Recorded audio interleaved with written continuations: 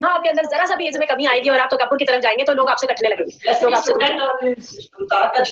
मोहब्बत वाला होना भी चाहिए, होना भी चाहिए। जैसे मैं आपको बताती हूँ ना, मेंटोर जो होता है ना, उस्ताद भी मेंटोर हो सकता है, माँ-बाप भी मेंटोर हो सकता है, कोई इंसान रैंडम बंदा आपका मेंटोर हो सकता है। मेंटोर की जो खुसूसियात मैं आपको बताती हूँ, वो अपने अंदर भी पैदा करने की कोशिश करती हूँ, कि अगर आपको नसीहत करनी है तो आप पसंदीदा होंगे। अगर आपको किसी से बात करनी है और आप किसी को आप चाहते हैं कि वो आपकी बात सुने, तो मेरे अमल में वो बात होनी चाहिए। फिर ये कि मैं उस आपसे जब बात करूँ तो खैर-ख्वाही का अंदाज़ मेरे अंदर गालिब होना चाहिए, बजाए इसके कि मैं सिर्फ अथॉरिटेटिव जो है वो कहूँ कि ये डूज़ एंड डोंट्स है बस। सिर्फ मेरा सिर्फ पढ़ाने का अंदाज़ है।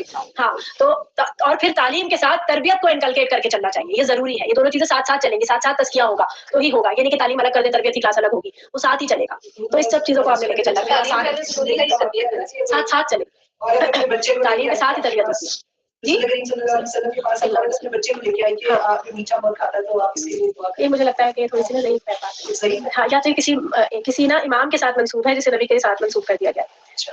तो लेकिन खैर अमल में होना बात सही है कि अगर आपके अमल में नहीं है, आप दूसरे को कहें तो आप थोड़ा-सा आपको होता है कि असर कम होगा। लेकिन फिर मैंने आपको बताया ना कि अगर आपके अमल में नहीं है और अगर आप दूसरे को नसीहत करें तो हो सकता है उसके ऊपर असर हो भी जाए।